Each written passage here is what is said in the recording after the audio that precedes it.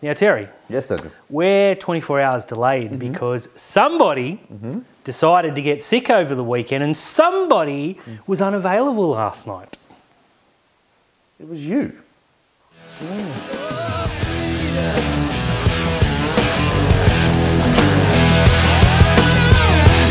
Hey all, welcome back to another episode of Rugby League Outlaws, brought to you by our good friends at Top Sport. Don't forget to like and subscribe.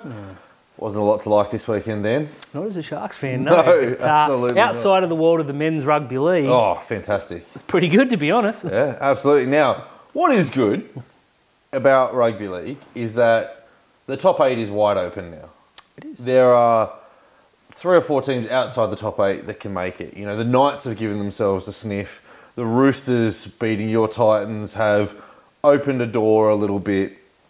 It's a jar. Yeah, it is a jar. The Eels, tough run. The Rabbits outside the 8. It's crazy. Oh, I would add Manly there too. I would add Manly there as well. A draw earlier in the season that I conveniently forgot about has got 2 sides, one result outside the 8. You know, you look at Canberra and their run's not overly difficult, but it's not easy either. No. You look at Cronulla and you're suddenly thinking, where do the wins come from? Last week I said 9 into 8. I'm willing to say it's around 11, possibly even 12. Yeah, I think this has blown itself wide open now. I think there's a couple of teams with some really favourable draws, like the Warriors. Big time. They will, you know, they're top 4. They should walk into the 4. They should walk into the 4. There's every chance they finish top of the comp because Penrith play a few games that... Yeah, I still don't say. Penrith for mine are completely fair. Finishing top of the comp. I think Brisbane and Penrith are locked in top 2. I think the battle for 4th is going to be great. I think Canberra are going to really regret not flogging a few teams. That for and against is hurting them. Cronulla are really going to regret dropping that game. They would have been 3rd. Yeah.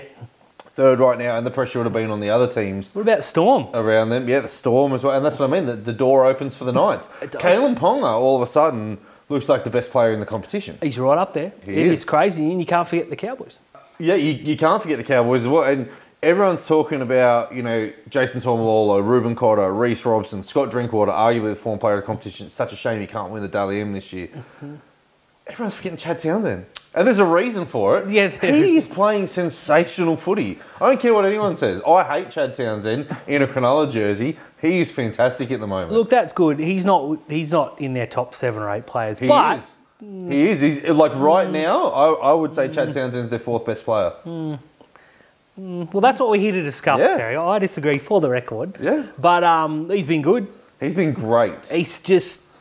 This is fun. Yeah. I got to admit, a couple of weeks ago, I was like, well, it's done. Yeah. There's that 8th and 9th, maybe Para and, you know, I think with the Cowboys at the time. Now, it's wide open, and I love it, except... You look at Cronulla at 6th at the moment, and it wouldn't surprise me if they were 11th at the end of the year. Cronulla could finish anywhere between 3rd and 11th. Let's be honest. And week to week, you're going to get a different answer because Jekyll and Hyde are the Cronulla Sharks. But there's a few teams like that. Strap on in. It's going to be a lot of fun. Now, speaking of fun, Dan, November 1, at the end of the season, the open market, and 2 stars have said that they're going to test the market. Jerome Luai wants to see what he's worth on the market. Bradman Best may be squeezed out of Newcastle. Now, that shocks me because I look at that Newcastle roster, and whilst they're in really good form at the moment, I don't see where their money is. They have to pay that man. They do.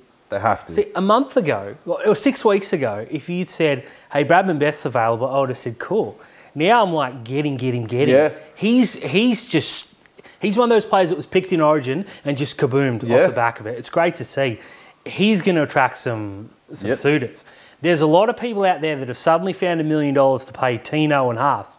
They've got to be looking at Luai. Now, I know traditionally when Penrith players leave the system, i.e. Matt Burton, they don't live up to. Now, Kikau hasn't had enough games old Melbourne adage, right? Exactly. So they've taken over. I think Api Coruscant is the exception to the rule. Yep. Everyone else has sort of dipped off. And we'll put Kikau. He hasn't played enough games yet. But in the main, I don't think that's unfair to suggest. Jerome Luai has a chance here to he's either going to stay there on about 600 to 800 or he can go make 1.2 because there's some sides that need to take the punt.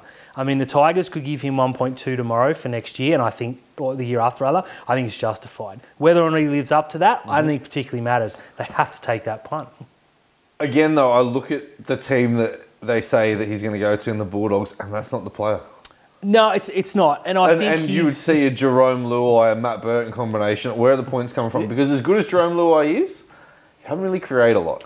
He doesn't. He's got to pick the right team. Like, I don't, for all these 900 indiscretions, I don't think he's particularly stupid. I think he does what he does because he can get away with it. And I think his management team's very good. What I did hear, though, from one of those flips at the Telegraph said that he lost a $100,000 third-party deal and he might be chasing that in a contract. For a guy who we're talking millions upon millions of dollars on a contract, 100K's chump change, it's not going to come into it at all.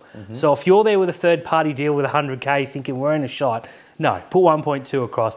I think he'll test the market. I think he'll re-sign for Penrith. And I reckon the next contract, he'll go and get 20 mil at a bum club and make bank. Yeah, I can't see him leaving just yet. Not while Penrith have still got this incredible factory, right? And the thing is, there isn't a lot of pressure at the club.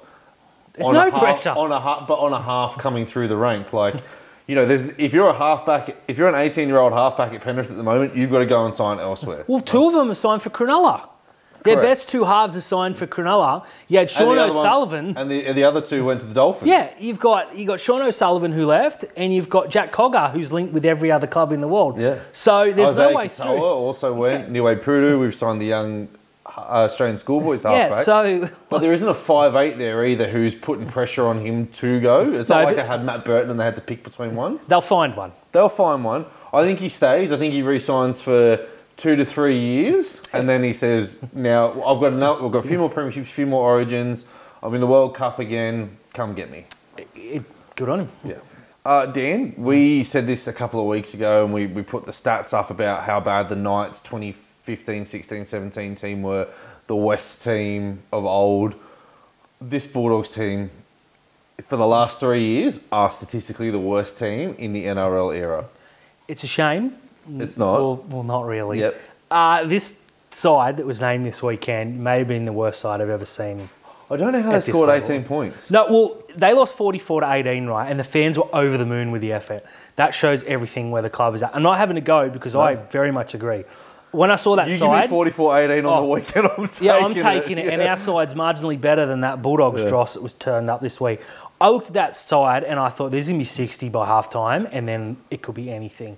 I think they did well to come back late and pad the scoreline a little bit. And Penrith were tired from celebrating so much that they fell away late. But that side, Terry, I won't go into it because I don't want to pick anyone out because I don't think it's fair. That 1-17 was disgusting. They're very lucky that the Tigers are around and that the Dragons have capitulated. They are. Because you got to remember, the Dragons were there and thereabouts for the top 8 last year. They were. They have capitulated. We always knew that the Tigers were going to be a bottom 4 team. The Dolphins started well, have come back. This Dogs team is gross. Like, the fact in the last 3 years they only managed one wooden spoon is a testament to the club. But there are some bad years ahead, and I'm all for it. Me too. Now, I don't want to get into it now because I think it deserves its own discussion point.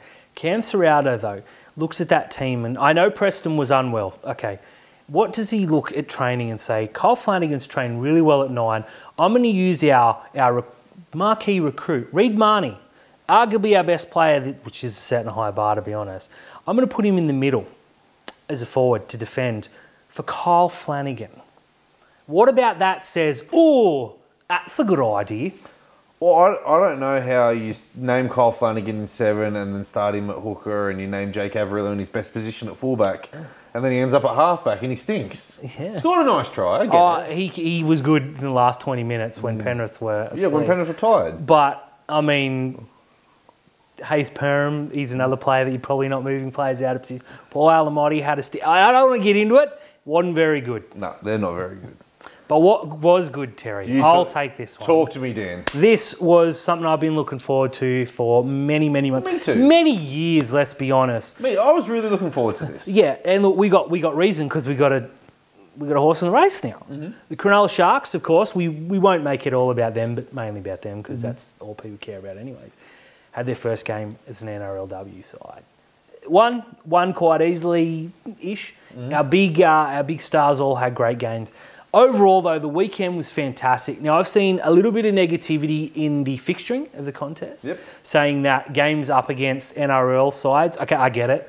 99% of people are going to watch the NRL game. We're not here to lie and say that's not true. I had both on for every opportunity. Now, the reason they've done that is because they put the Sharks on before the Sharks men's to get as many people in. Next week, we play at Belmore. There were 8,000 people at that game. By the end, it was almost full. It was an early start, let's be honest. Not a lot of people go 2.5 hours before kick-off. It's just, especially when you got kids, you got family, etc. You were. I would have been, except I was fighting. I was at death's door. But anyways, we're past that now. Feeling all good. Thanks so much. No one asked. Well, no, they didn't. But overall, it was a great day. You got the Roosters and the Broncos, had the standalone game. That was the marquee fixture, 7:40 on Saturday night. 2,500, I think, which is really good first-up crowd. That'll be doubled after the way the Roosters went, El Tropo. They were fantastic. The team to beat, I would say. But the fixturing will find its way. This week you got a couple of double headers before the NRL kicks off. Just let it find itself. This is the first time we've had a 10-team competition. They're not going to get it perfect. You can't ask these girls to go to work, most of them, and back up on a Monday night. You can't be asking them to play at 9 o'clock out at Whoop Whoop either. So let's just let it find its feet. The other thing as well, as you said, is Fox have dedicated a channel to them. 506, okay? 506. If you don't want to watch the Tigers be really crap in the men's, watch the women's. 506. Go and do it. If you want to watch the men's game, but you want to watch the women's as well, watch the men's on the TV and have your phone on. Exactly. Everyone's got two devices. It's not that hard, right? It's not. It's really not that hard. I think people are just moaning for the sake of having a moan. They are. Right? And the women's game is still in its infancy. It's still trying to attract the players. It's still trying to get female athletes to play NRL. And it's still trying to attract its sponsorship before it can become its own, standalone, let's stand up against the men competition. But right now, there's 2 channels. Exactly. You've got options. Just watch it. Watch it. It's so easy, Terry. If you tell me that the Sharks women's team are playing at the same time as the West Tigers men's, 506. Yeah, I'm watching.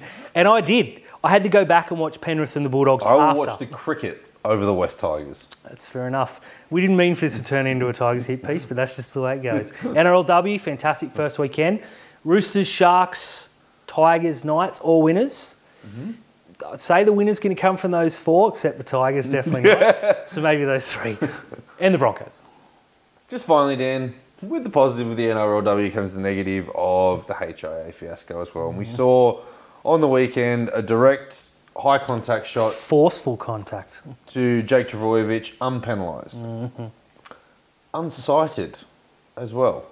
Yeah, like no referral to the judiciary, no charge. It was a high tackle. It was a high tackle. We could have copped a penalty. We could have copped a bin. There could have been every chance to be a sin bin. But Jake Trbojevic was asked to go to HIA. Cat 2 didn't take the test, or did, but it didn't matter because the time had elapsed. He went on for the final minute and 10 seconds of the game. There you go. That's okay. Whatever.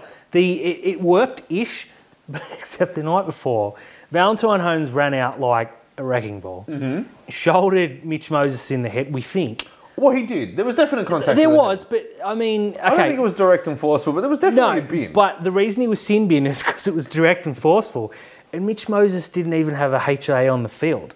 If you get direct, forceful contact to the head that leads to a sin bin, you probably need a HIA in this world. Now, for the record, he played pretty well, so I don't think he would have failed it. But you look at that and then compare it to the next day where the contact was fairly minimal and wasn't even penalised, and he had to go off for an assessment. I understand why fans are frustrated.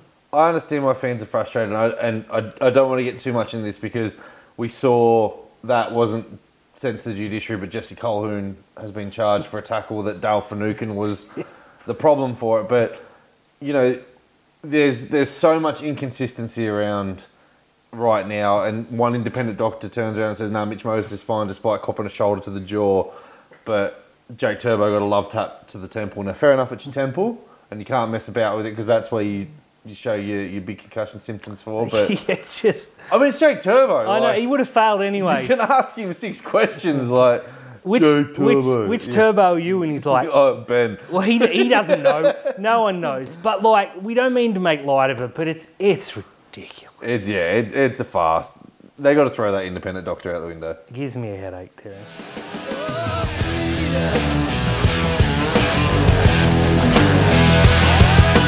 Hey, Terry. Don't you dare talk to me, Daniel. The Sharks. But we're going to talk about them anyways. We lost. Don't care about the score. Manly beat us, or more specifically, we lost to Manly on the weekend. We beat ourselves. It's pretty terrible. Yep. Pretty terrible. It's going to be hard to stretch. We suck for 7 to 8 minutes, but let's just jump straight in. The changes, did they work for you? I liked Jesse Colquhoun in the back row. I thought he got through a whole heap of work. 40-something tackles, only one missed, right? I thought Braden Trindle was what we wanted him to be. Put his body on the line. He's enthusiastic. Made 20 of 23 tackles. Had a poor read on one, right? Connor Tracy for mine, though. His papers are stamped. He's not to play again. Completely fair. Yeah, So last week we laughed at Matt Moylan having 4 players run at him and not touching someone. Was it the second try? The second try of the game. Tracy runs out. There's like 6 people. Yeah, it was. And he gets no one. It was the Aaron Woods dum meme. Oh dear God. Oh look, I don't mind the change. We had to do something, right? Yeah. We had to do something. We're not beating Penrith. We may go and have a crack at South Sydney, but we had to do something. The problem with these changes is they weren't done after we copped to hiding from the Storm. They're 4 weeks too late. That's and like the season's over, right? So people are turning and going, oh, now you need to bring Matt Moylan back in the team. No, you don't. Matt Moylan cannot be part of the 2024 plans. We're not winning the comp this year. So just leave Trindle there. Leave Trindle there and see if he can strike up a combination with Nicho Hynes. Because if he can't, guess what? Cade Dykes is your man. Look, you're covering a lot of ground now, and I like all of it. I will go into this in depth using some words that I can't hear on Fins Up. Please make sure you tune in. But Jess Colquhoun was fantastic. This is a bloke who's never played 80 minutes at this level. He's a middle forward, has been for the majority of his career. I thought he was more than fine. I thought he was a shining light on the weekend. I don't know why he was subbed at the end of the game. No, me neither. And he's going to be suspended this week for who knows. Sif Talakai comes in. Okay, I'm okay with that. I thought Colquhoun comes back as soon as he's fit. No, Sif Talakai comes back in at centre. Well, I think I wouldn't hate that. No, he does. And Jack Williams goes to back row. I'm okay with anything other than seeing Connor Tracy named. Yeah. I was umming and ahhing, but I was more yay than nay last week. I'm firmly in the nay now. I didn't see it. And I don't want to react and say, hey, you had one bad game, you got to go. This was a chance against an okay centre in a game against an okay team at home. We should have been running downhill, and he was the worst player on the park. He was Matt Moylan. Second worst player on the park. Okay, well, he's the second worst player on the park. You know where I'm going with it. That's completely fine. If you want to hold that for 1 second. I thought, though, Braden Trindle was fine. I don't think he was particularly good. I don't think he was particularly bad. You've got the agenda-driven people who are bagging him and want Moylan back. All's bringing Moylan back is ruin Braden Trindle's career. It says to him, you're no good, get out of here. First half was clunky because they didn't strike up that combination they should have been building for the past 3 or 4 weeks. Second half, it worked fine. Every time he and Nicho Hynes combined, they were really good. What I haven't seen this year is halves playing both sides of the field, which we saw en masse last year. I don't know whether that's been put away or whatever, but I'd like to see that happen because Trindle can play both sides, so can Nicho. What I did see this week was a bloke who can run a little bit, who can kick much, much better. I'd say he's got a better kicking game than Nicho Hynes. Now, we didn't see it because he was the second option. I think he needs to be the first option, especially because Nicho Hynes has developed this thing where every time on the 4th tackle, he needs to be tackled with the ball. I don't know where that's come from, but it needs to stop right away. That's the part of Nicho's game, though. He's an ad-lib, eyes up, and if there's an opportunity, he's going to go for it, right? The problem is at the moment is now teams are switched on that he's going to go for it. Yeah, which is okay now that you have a kicking second option. I'm more okay with it than I was. I think he needs to stop, though. Yeah, but I don't want to bag Nicho too much because he's copping a lot in the media. And he would look for the last 20 minutes. He was the best player on the park. Yeah, he was. And when he switched on, he was exceptional, and they couldn't stop him. It's just a shame that didn't come in the first half. I think the wind played to their head. I think it got in their head a little bit because their tactics in the first half was disgusting. But what I want to say when it comes to disgusting tactics is this forward rotation. Craig Fitzgibbon, as much as I love him, cannot handle a bench at all. No, the fact that Royce Hunt and Hazleton didn't get onto the second half. We were getting destroyed up the middle by a team that didn't have Paseka on the thing. And he didn't make a change. Yeah. He didn't put our 2 biggest front rowers on. We had 2 front rowers start that didn't make 100 metres in their time. Like, it was embarrassing. Dale Finucane went sideways again. We only started making metres when the 2 big boys came on in the second half, and Cam McKinnon's outplayed Dale yet again. Can we get someone to run the rotations? Because it ain't happening. Like, McInnes and Williams are the only 2 forwards that went forward. Right? Yes. Until the other boys Tom and Royce. And yeah, I've got people in my mentions going, we need to get rid of McInnes and Williams. No, you need to get rid of Rudolph and Kaufusi first. They were very were terrible. Toby was in Origin form before he hurt his foot. Then he went and did something stupid like shave his head. Then he went and humped a MILF on radio. Mm-hmm. And now he's gross. Yeah, it's the podcast. I'm going to say it right now. And he looks so overweight. It's like, I know we need big, aggressive forwards, right? He's lost his motor. He has. He's blowing after 10 minutes, which is okay. But you put that on the bench and you put him on 10 minutes at half time. Yeah. When he can have what? A rest. It is super frustrating, and I'm getting angry just thinking about it. And I'm going to go nuclear on the podcast. Tom Hazleton has been our best prop for the past 5 to 6 weeks. Yes. And he didn't get on until the second half. Now, we had a disgusting breeze at our back and did not use it. Nope. Not once, right? And here's the thing that drives me insane. For a part of that first half, we were struggling to come out of our own end with a breeze, and we couldn't kick ourselves out of trouble, right? They were rushing up on Hines. They were rushing up on Trindle, okay? In the second half, we had them pinned. Yeah. 24 metres out from that, they made 19 metres, right? Then what happened? We rushed up on DCE. Lachlan Croker kicks a 40-20. I don't understand what our number 9 does. So embarrassing. He's getting down to the bottom 4 nines in the comp now. He was the worst player on the field, but he contributed nothing. Absolutely nothing. Like, we could have put a bag of cabbage out there yesterday and it would have covered more ground because it would have been thrown around in the breeze. He's fucking useless. I'm not here to argue with that, and I'm sure this will come up on the podcast. What I want to do is I want to put a little bit of positivity in here. There is none. But still have a crack. In the NRLW, after half-time, the Raiders' middles were destroying our girls. Absolutely taking them apart up the middle. 4 minutes in, the coach put Butler and Johnston back on, our 2 starting props.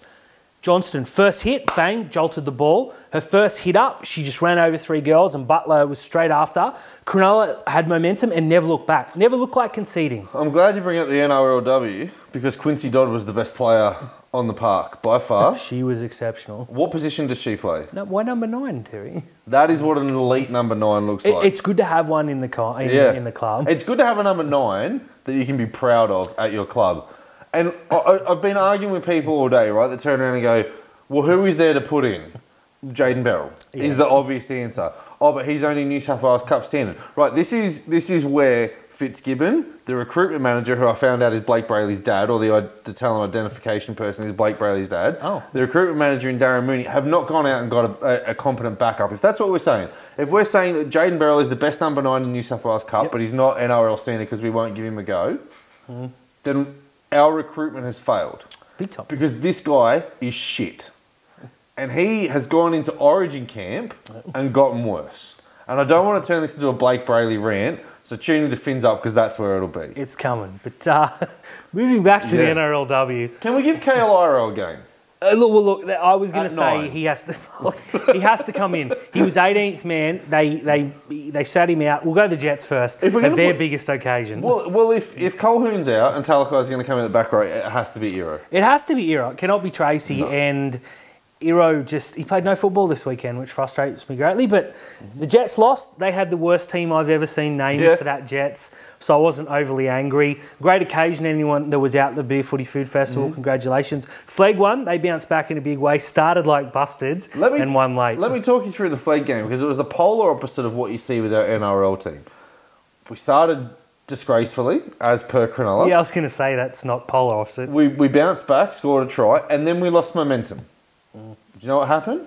We put in 2 big aggressive props and we wrestled the momentum back and we come away with a really nice win. Now that almost almost locks the Sharks in for a final spot. If we win this weekend against the Panthers, who I think are 2 points below us, we can't get knocked out. Yeah. On my rough maths, please don't quote me on that. So, look, Cronulla won 2 of 4.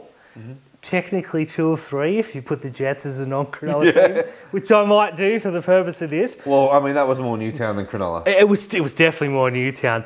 But going back to the girls, Ellie Johnston for mine was best player in the park. Quincy Dodd was number 2. Quincy Dodd took all the Dally M points. That's fine. You can twist my arm. I'm happy. Emma Tonegado. I mean, you just say the name.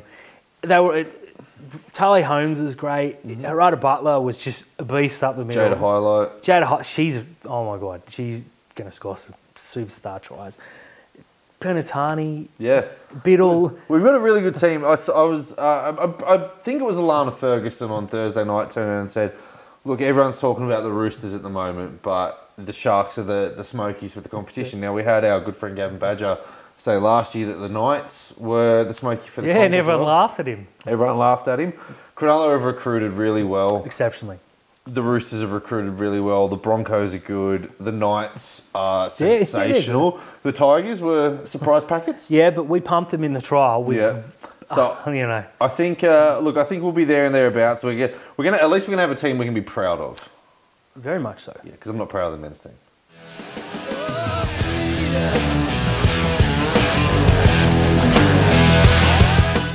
Talk to me, Terry. It's time for some top sport tips. It's time to tip the Tigers again, Terry. How's that working out for you, mate? Oh, I tipped a perfect round, except the Tigers. Well, my team ain't doing much better, so we go on. Yeah, but at least you can be proud of tipping them. Can I? Anyway, Thursday night up in Brisbane, the Broncos taking on the Sydney Roosters. The resurgent Roosters? Yeah, I think if the Broncos win this, the Rooster season's done. Oh, absolutely. They need to keep winning. This game's at the Gabba, right? Which is about, 7 minutes from Suncorp Stadium? Yeah. Brisbane fans are blowing up. Like they didn't get to host Magic Round. Like they didn't go to... They were like, we went to Darwin. Okay, Parramatta's further from Darwin than Brisbane. We had to go to Sunshine Coast, which is much closer to Brisbane than it is to South. You got the best draw in the world. Shut up about the Gabba. Yeah, they've had two away games. Or 3 away games now. Yeah. 2 17 kilometres from their home ground and 1 in Brisbane. Yeah, it's ridiculous. They've got to take games to the game. Just shut up, you spoiled bros. This is why no one wants you to win the comp. Exactly. I really want Penrith to win the comp.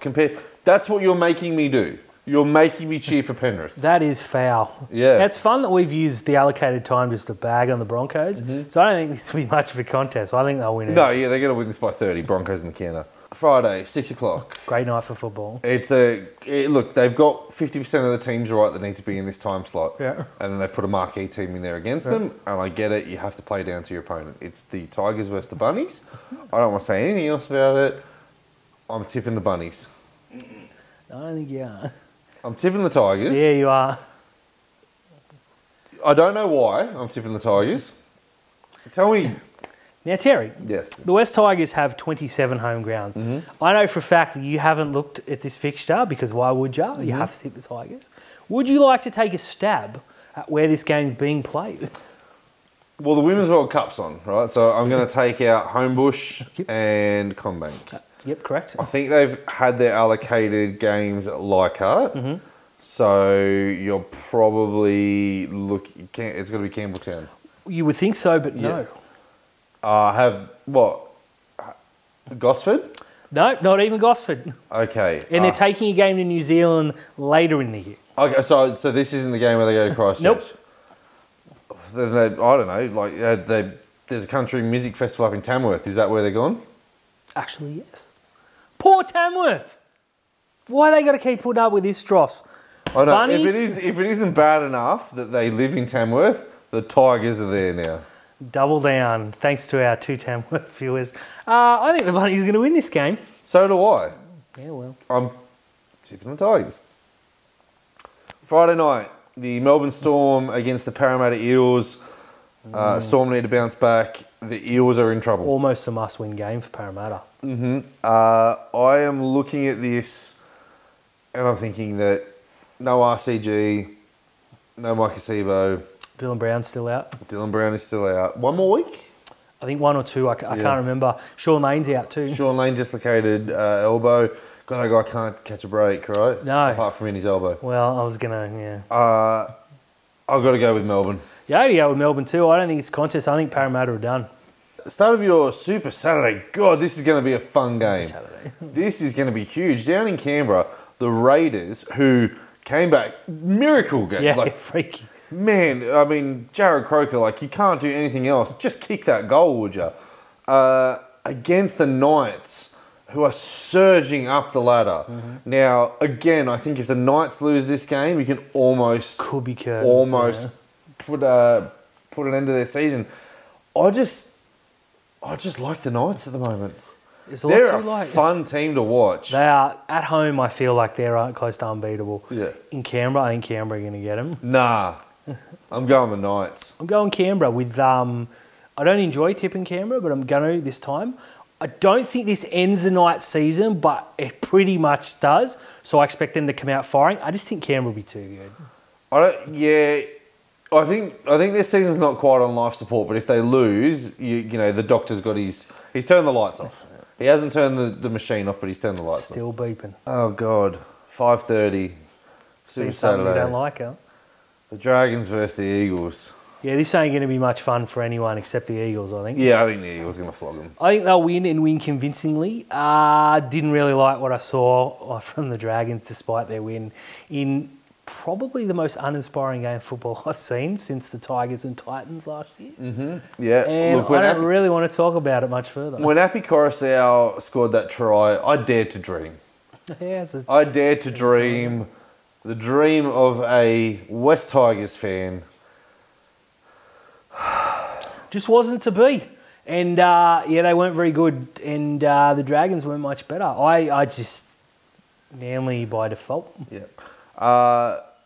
Now, Saturday night, the Sharks are heading out west to Penrith. This is going to be ugly. Yeah, I'm going to see Barbie with my daughter. I might book a late session so I don't have to watch this for my own mental health. Man, this is bad. Yeah, this is bad. I fear for what Penrith are going to do. And you know what? I'm going to say this now. We deserve it. We do deserve it. Now, last year, Cronulla went to Penrith on the back of a good winning thing. 10-0. 10-0 up.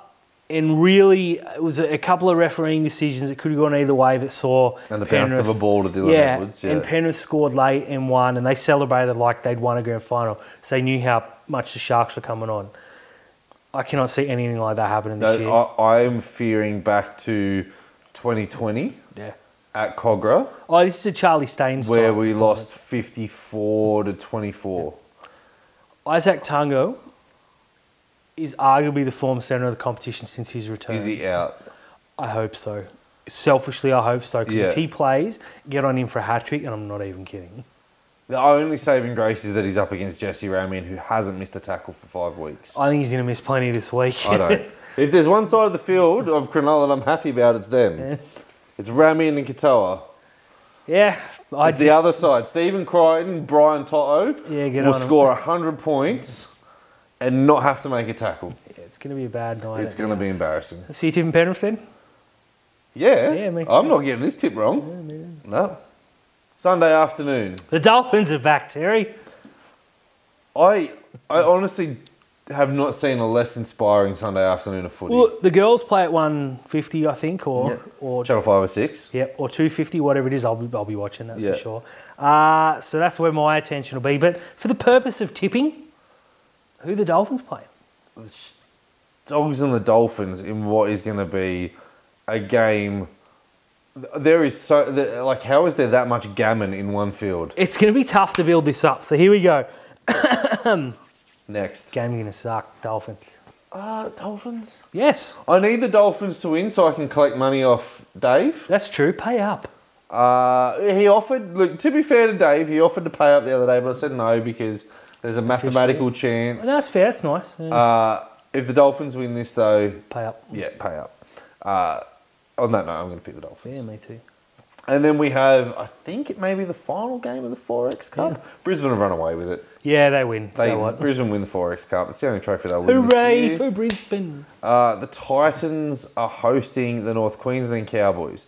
Now, Titans season, is it done? Yes. It is done. I think they're going to go out here, though, and make a stand against the Cowboys. And for 3.5 minutes, they won't embarrass themselves. 3.5? 3.5. And wow. then Scott Drinkwater is going to... Click. Yeah, it really is such a shame that he went and got himself suspended, because he would have yeah, he'd be right up there. Rolled the Dally M in this year. I mean, there's every chance he could still win it. It's going to be tough. And if he does win it, that would be incredible, because he stripped 18 points. Yeah. So that would be incredible if he did it. I fear for the Titans. Yeah, me too. Look, I'm going to tip them because I have to, and ultimately I think they'll start well, because the Titans always start well, and then they'll realise they didn't start well against the Roosters. Well, okay, 1,000 times they've done it. The Titans suck, Terry. I'm trying to talk them up here. The Cowboys are in great form and have their season on the line. The Titans suck. Why does Tanner Boyd keep getting picked over Jaden Campbell? That's my question. Whoever the coach is. Titans.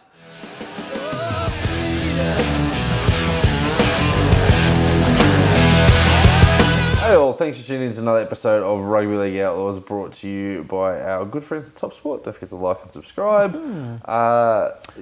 Comments. We love comments. Lots of comments, questions. please. Another episode of Rugby League Rumble. Yeah, I was going to say, you know what today is? It's ladies' night.